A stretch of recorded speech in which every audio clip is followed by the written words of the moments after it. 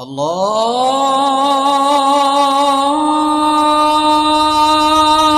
আকবার, আল্লাহু আকবার। এই পৃথিবীর প্রথম মানুষটি হলো হযরতে আদম আলাইহিস সালাতু সালাম, যার কথা পবিত্র আল কোরআনের সূরা আল বাকারায় সুন্দর করে মহান আল্লাহ পৃষ্ঠার পর পৃষ্ঠা বলে দিয়েছে।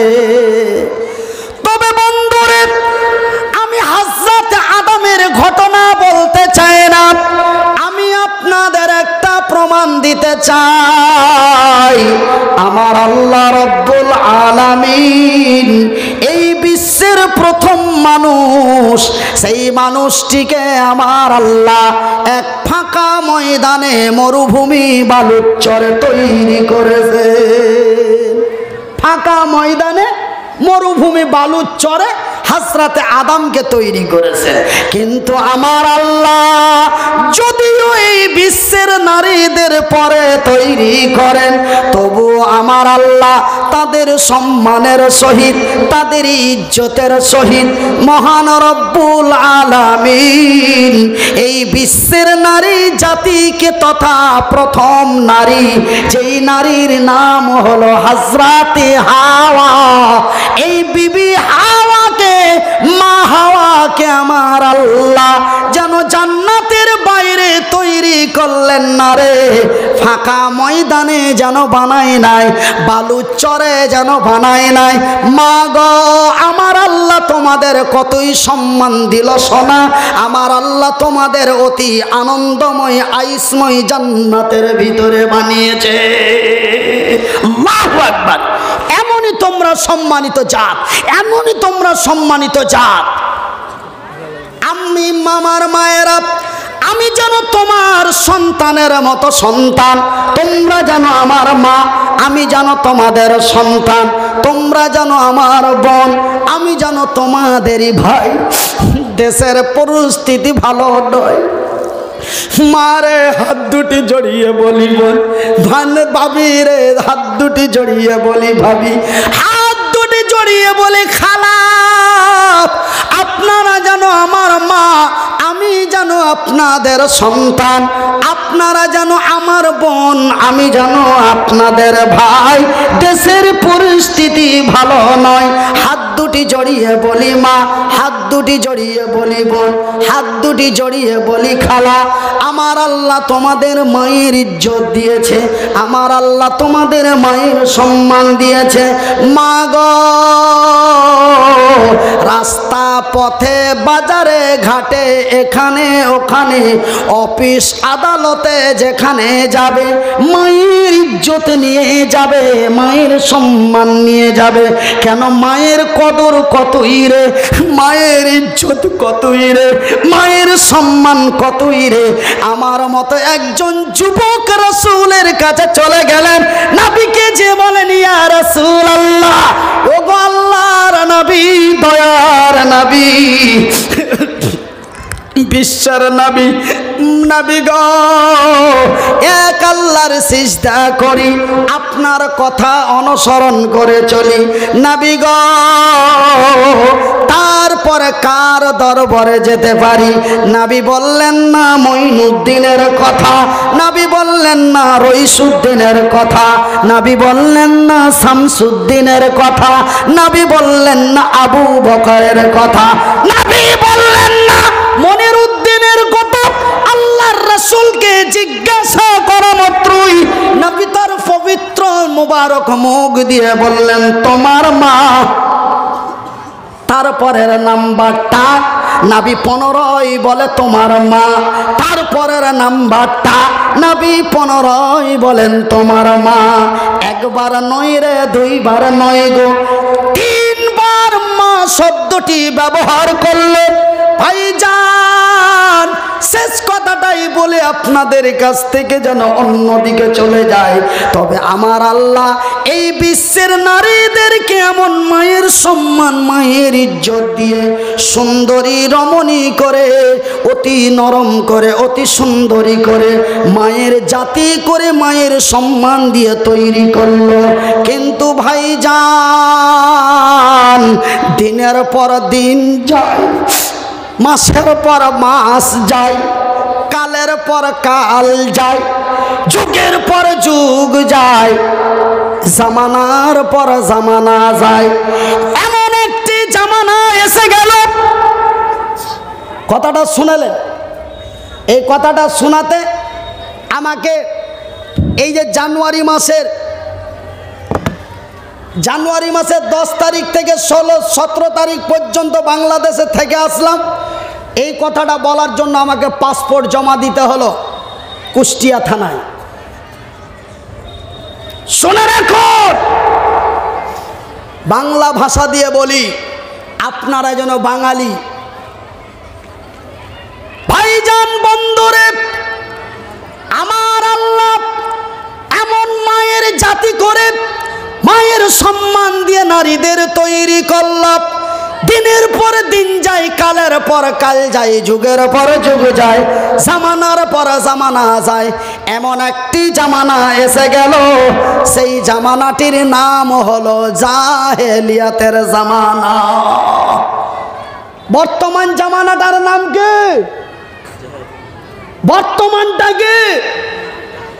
এই জামানার পূর্বে একটা জামানা এসেছিল, এই জামানার পূর্বে একটা জামানা এসেছিল, সেই জামানাটার নাম হলো জাহেলিয়াতের জামানা।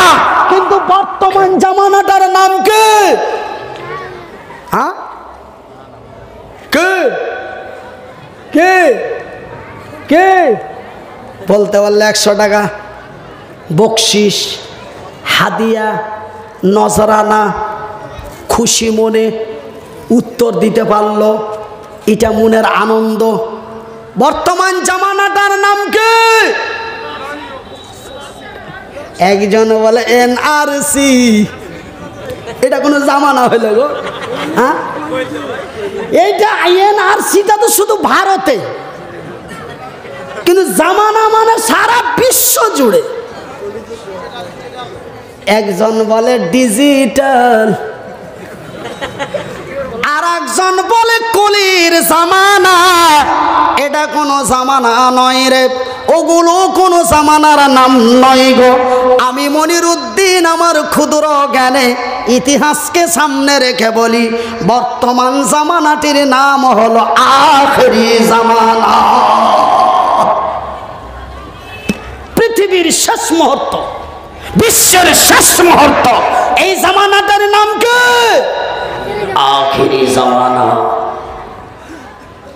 কিন্তু এর পূর্বে একটি জামানা এসেছিল, সেই জামানাটার নাম হলো জাহেলিয়াতের জামানা। ওই জামানা যখন এসে গেল, বলতে বুকটা ফেটে যায়, কলিজা কেঁপে যায়। ওই জামানায় এমন হয়ে গেল, সেই জামানায় নেতৃত্ব চলতো আবু জেহেলের, বর্তমান নেতৃত্ব চলে শ্রী নরেন্দ্র মোদী। সেদিন নেতৃত্ব চলছিল কার? আবু জেহেলের। ওই জাহেলিয়াতের জামানায়,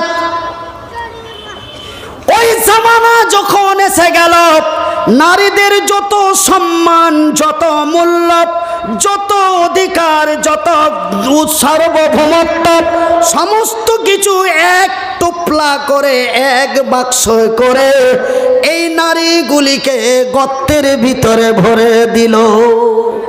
যাকে বলা হয় ওই জামানায় সম্মানিত নারীগুলিকে গর্তের ভিতরে পুঁতে দেওয়া হলো। এই নারীদের থাকতে দেওয়া হবে না, এরা হলো কলঙ্ক জাত, এরা হলো বাজে জাত।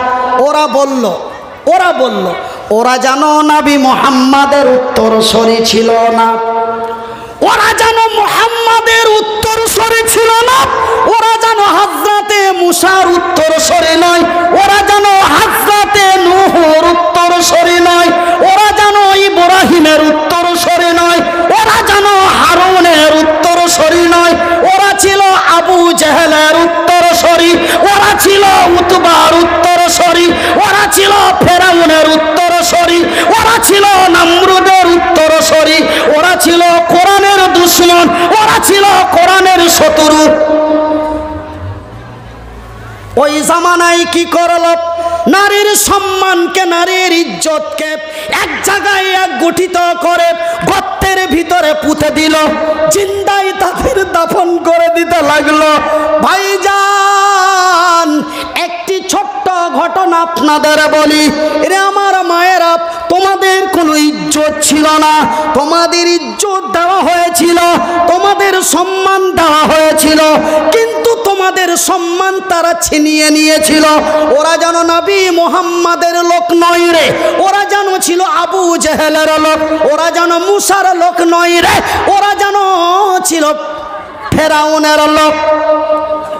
তোমাদের ইজ্জত, তোমাদের সম্মান ছিনিয়ে নিয়ে তোমাদের গর্তের ভিতরে পুঁতে দিল। কেমন করে পুঁতে দিল? তোমাদের উপরে কোনো দয়া ছিল না, তোমাদের উপরে কোনো মায়া ছিল না, তোমাদের উপরে কোনো ভালোবাসা ছিল না, তোমাদের উপরে কোনো কিছুই ছিল না। ভাইজান বন্ধুরে, একটি ছোট্ট ঘটনা আপনাদের বলি। আমি মনিরুদ্দিন, আমার নাম হলো মনিরুদ্দিন, আমি হলাম আখেরি জামানার লোক। আমি কোন জামানার লোক? আখেরি জামানার লোক। আমার নাম কি? মনিরুদ্দিন। আমার বিবির কাছ থেকে আমি বিদায় নিয়ে এসেছি। আমি যখন বাড়ি থেকে বেরিয়ে আসলাম, হাজারার মাকে ডেকে বললাম, ওগো হাজারার মা, ভালো করে থেকো, ভালোভাবে চলো, সুন্দর করে থেকো, ভালো করে কপাট দরওয়াজাগুলি লাগিয়ে দিও। আমি এতক্ষণ পরে ফিরে যাব। আমি যেমন আমার বিবির কাছ থেকে বিদায় নিয়ে এসেছি, আমার বিবিকে যা বলার আমি তাই বলে এসেছি, কিন্তু ওই জামানার নাম হলো জাহেলিয়াতের জামানা, আর ওই যুবকের নাম হলো দাহিয়া কালবি। ওই যুবকের নাম কি? দাহিয়া কালবি। ওই দাহিয়া কালবি আমারই মতো বিদায় নিয়ে বাড়ি থেকে আসছে। বাড়ি থেকে আসার সময় বিবি সাহেবারে ডাক দিয়ে বলছে, ওগো বিবি সাহেবা রে, আমার সুন্দরী রমণী বিবিরা, তোমারে রেখে চলে গেলাম, বেশ কিছু দিনের মতন চলে গেলাম। বিবিরে বেঁচে থাকলে দেখা হবে, মরে গেলাম তো চলে গেলাম। বিবিরে তবে বিদায় কালে তোরে একটি অনুরোধ জানাই, তোমার তুমি জানো গর্ভবতী, তোমার গর্ভে ছেলে আছে না মেয়ে আছে জানি না, বেটা আছে না বেটি আছে জানি না, কিন্তু বিবিরা তুই জানো আমার বিবি, আমি জানো তোর স্বামী, তুই জানো আমার বিবি, আমি জানো তোর স্বামী, তুই জানো আমার কথার ব্যতিক্রম করতে পারিস না। ওগো বিবি সাহেবা রে, সুন্দরী রমণী, তোমার গর্ভে থেকে যদি ছেলে সন্তান হয় তাকে লালন পালন করো, আর মেয়ে সন্তান যদি হয় তার গলাটা টিপে জিন্দাই কবর দিয়ে দিও। এই কথা বলে বিবিকে এই কথা বলে যেন বাড়ি থেকে বেরিয়ে গেল। বাড়ি থেকে বেরিয়ে যাওয়ার পরে বেশ দূর লম্বা সফরে চলে গেল, কিন্তু ইতিহাস বিশ্বের কাছে হবে, বিশ্ব তার সাক্ষী থাকবে। ওই দাহিয়া কালবির বিবির পেট থেকে যেন ছেলে সন্তান হলো না, যেন মেয়ে সন্তান হয়ে গেল। কোন সন্তান হলো? মেয়ে সন্তান হয়ে গেল। কিন্তু হায়রে দয়াপতি দরদিনী মা, হায়রে জনম দুঃখী মা, হায়রে দয়াপতি দরদিনী মা, হায়রে জনম দুঃখী মা, মা যেন সন্তানকে মারতে পারে না। সেই সন্তান হোক না কেন, সেই সন্ততি হোক না কেন, সেই ন্যাংড়াই হোক না কেন, সেই লুলাই হোক না কেন, সেই কানাই হোক না কেন, সেই বোবাই হোক না কেন, ভাইরা যারা মাকে কথা দিয়ে কথা বলো, যেই মাকে আমি বিদায় করে দিয়েছি, যার ঘরে মা নাই তাকে বলো মা কাকে বলে, যার ঘরে মা নাই তাকে কাকে বলে মা কাকে বলে? রে আমার মায়ের আমার বন্ধুরা, যারা মাকে খোঁটা দিয়ে কথা বলো, মা কাকে বলে রে আমাকে জিজ্ঞাসা করো। মা কাকে বলে রে আমাকে জিজ্ঞাসা করো। আপনারা বলবেন মনিরুদ্দিন ভাই তুমি আরবি পড়েছো তার জন্য নাকি জানো? না না না না না না, আরবি পড়ার জন্য বলি নাই। আপনারাকে মাকে লালন পালন করতে কষ্ট হয়েছে 8 বছর, আমাকে লালন পালন করতে মায়ের কষ্ট হয়েছে 14টি বছর। তবুও যেন মা আমাকে ফেলে দিতে পারেনি, তবুও যেন মা আমাকে মেরে দিতে পারেনি। মা যদি চাইতো রে, যেই দিন মায়ের গর্ভে থেকে এসেছিলাম সেই দিন যেন মা আমাকে নারী ভুড়ির সঙ্গে ভাঙা হাড়িতে ভরে, পলিথিনের মধ্যে ভরে মা যেন পানির মধ্যে ফেলে দিতে পারত। কিন্তু না রে না, মা এতই দয়ার জিনিস। না রে মা এতই মায়ের জিনিস। না রে না, মা এতই ভালোবাসার জিনিস। মা কোনোদিন তার সন্তানকে ফেলে দিতে পারে না। আমি মনিরুদ্দিন আমার পকেটের কলমটা দিয়ে লিখে দিচ্ছি বন্ধু, মায়ের পেট থেকে যদি ছাগলের বাচ্চা হয়ে যায় মা যেন তাও মারতে পারে না। তবে দাহিয়া কালবির বিবি মেয়েটাকে কেমন করে মেরে দিতে পারে? মেয়েটাকে যেন মেরে দিতে পারলো না, মেয়েটাকে যেন সুন্দর করে লালন পালন করে, আদর যত্ন স্নেহ করে যেন মেয়েটিকে সুন্দর করে মানুষ করল। বেশ কিছুদিন পরে দাহিয়া কালবি বাড়ি ফিরলো। দাহিয়া কালবি বাড়ি ফিরে আসার পরে ছোট্ট মেয়েটা যেন টুকটুক টুকটুক করে বাড়িতে ফিরে। দাহিয়া কালবির নজর পড়ে গেল, এই মেয়েটা কে রে, এই মেয়েটা কার রে? এই মেয়েটা কি নাকি আমার বিবির তো গর্ভধারণা রেখে গেছিলাম, তবে আমার বিবির গর্ভ তো খালি দেখতে পাই, তবে মেয়েটা কি নাকি আমার বিবি নাকি ভয়ের কারণে বলে না। বিভিন্ন চিন্তাধারার দিক দিয়ে মেয়েটা যেন আমার বলে একান্ত স্বীকার করলো। সুন্দর করে বিবিরে ডাক দিয়ে বলে, ওগো সুন্দরী রমণী বিবি সাহেবা, বিবিরা কেবলমাত্র জানতে পারলাম, কেবলমাত্র জানতে পারলাম, অল্প টাইমে জানতে পারলাম এই মেয়েটি যেন আমার। ওগো বিবি সাহেবা, যখন জানতে পারলাম মেয়েটি আমার, আমি যেন নিজেকে আনন্দে আনন্দিত হয়ে, আমি যেন নিজেকে বড় উল্লাসিত হয়ে, আমি যেন বড় খুশি হয়েছি। বিবিরা মেয়েটিকে নতুন সুন্দর একটা জামা পরিয়ে, তাকে করো সুন্দর করে গোসল স্নান করিয়ে, চোখে কাজল দিয়ে সুন্দর করে তাকে সাজিয়ে কুজিয়ে দাও। আমি মেয়েটাকে নিয়ে যেন বাজারের দিকে যাব। এমন একটি ব্রিটিশ চাল ছেলে, এমন একটি আমেরিকান চাল ছেলে যেন মেয়েটিকে যেন বিবির কাছ থেকে হাতিয়ে, মেয়েটিকে বিবির কাছ থেকে হাতিয়ে নিয়ে যেন বাজারের দিকে গেল না, যেন শহরের দিকে গেল না, যেন এক জঙ্গলের মধ্যে চলে গেল। এক জঙ্গলের ভিতরে এক পাহাড়ের কিনারায় যেন গর্ত খুঁড়তে আরম্ভ করলো। মেয়েটাকে যেন জিন্দাই ওই গর্তের মধ্যে দাফন করে দেবে। ভাইজান বন্ধুরে লম্বা ঘটনা না বলে গর্ত করা হয়ে গেল। সুন্দর করে মেয়েটিকে ডেকে বলে, রে আমার মা শুন, তোমার আমি এতক্ষণ ধরে যেই গর্তটি খুঁড়লাম, এই গর্তটি খোঁড়া সঠিক হয়েছে কিনা দেখ। ভাইজান বন্ধুরে, রে আমার আব্বা জানেরা, রে আমার ভাই জানেরা, রে আমার বন্ধুরা, রে আমার মায়েরা, রে আমার বোনেরা, এবার মেয়েটি বাবার কথা শুনে যখন গর্তটির দিকে দেখতে গিয়েছে, বাবা তার পিছন থেকে ধাক্কা মেরে দিল। মেয়েটি গর্তের ভিতরে পড়ে গেল। মেয়েটি তার নিজের প্রাণ বাঁচাবার জন্য, মেয়েটি নিজের জীবন বাঁচাবার জন্য, মেয়েটি দুনিয়াতে বেঁচে থাকার জন্য, ভাই গো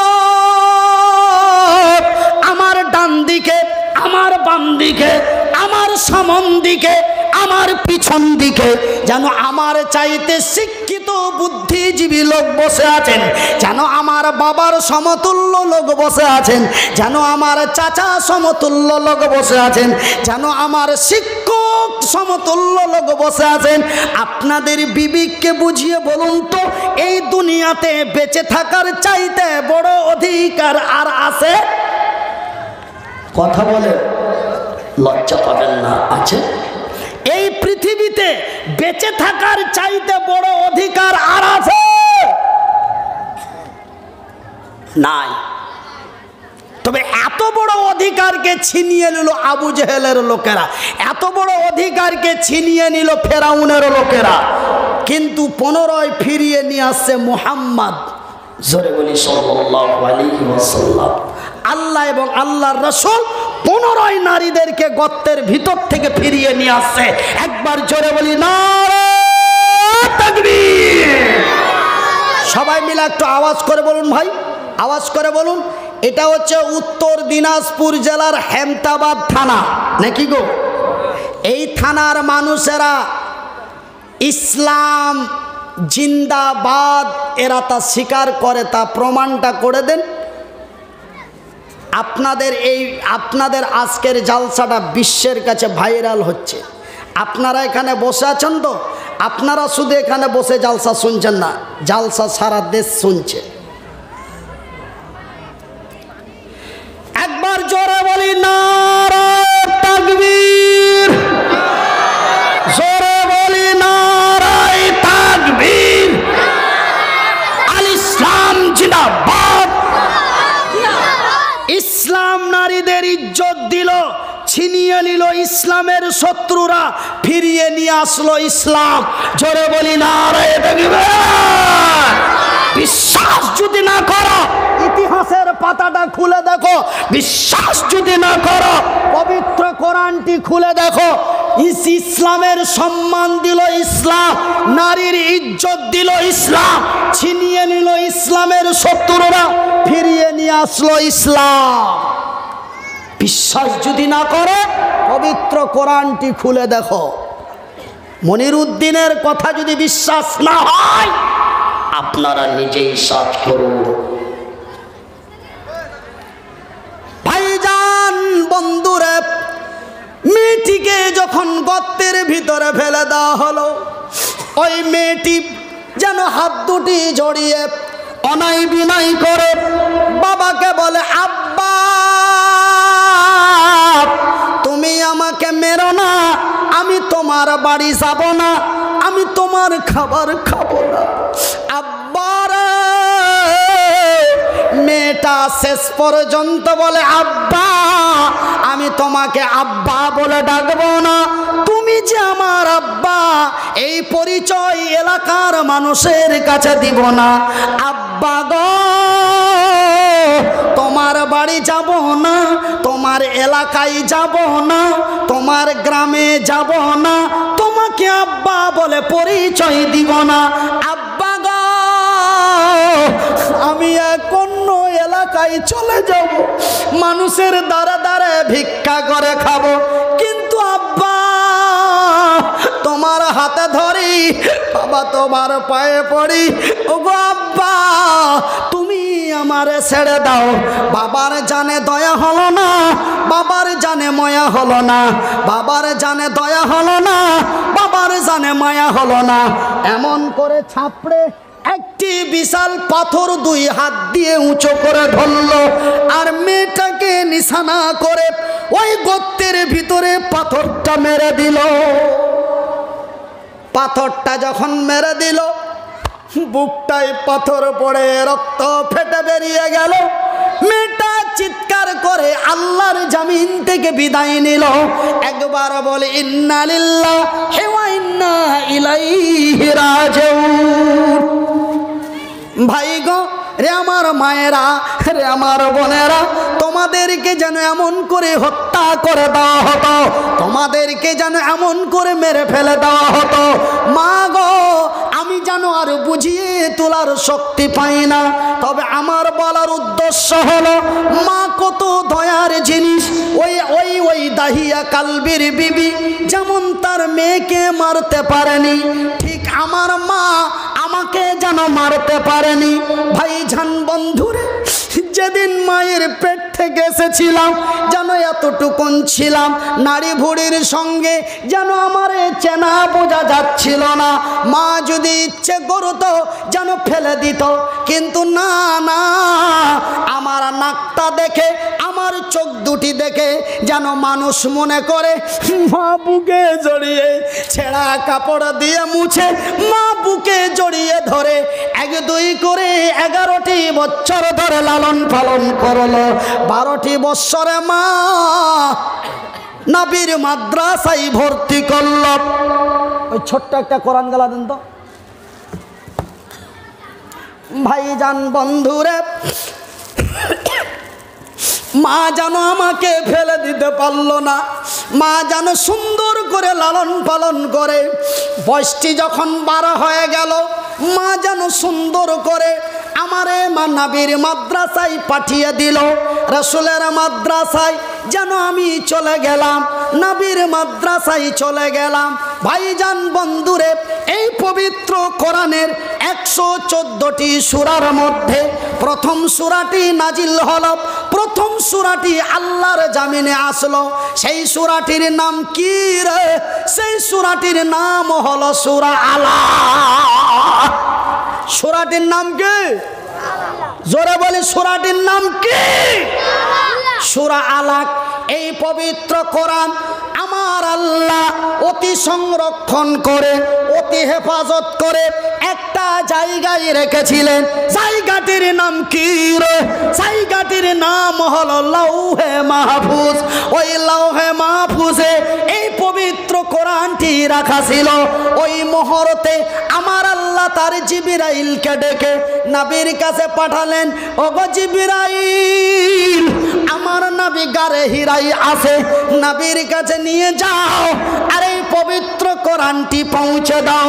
তবে ভাইজান বন্ধুরে, এমন করে পৌঁছে দেওয়া হলো না, এমন করে কোরআনটি দিয়ে দেওয়া হলো না। এই পবিত্র কোরআনের ওই সূরাটি জিবরাইল হাতে নিল, যেই সূরাটির নাম হলো সূরা আলাক। ওই সূরাটি জিবরাইল হাতে নিয়ে নবীর কাছে আসলো। সেদিন নবী কোথায় ছিল জানেন গো? কোথায় ছিল? কোথায় ছিল? গারে হিরায়, মানে এক গর্তের ভিতরে, কাফের বেদিনের ভয়ে, আবু জেহেলের লোকের ভয়ে। সেই দিন আমার রাসূল দয়ার নবী গারে হিরায় ওই গর্তের ভিতরে না আল্লাহর নবী আল্লাহর জিকির তাসবিতে মগ্ন ছিলেন, আল্লাহর ধ্যানে মগ্ন ছিলেন। ওই মুহূর্তে জিবরাইল যেন নবীর কাছে এসে গেলেন আর নবীকে এসে বললেন, ওগো নবী,